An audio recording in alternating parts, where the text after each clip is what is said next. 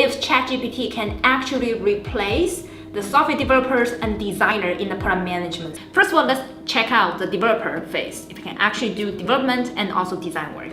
And test, which is asking ChatGPT to create HTML code to design my living room with the most modern design style.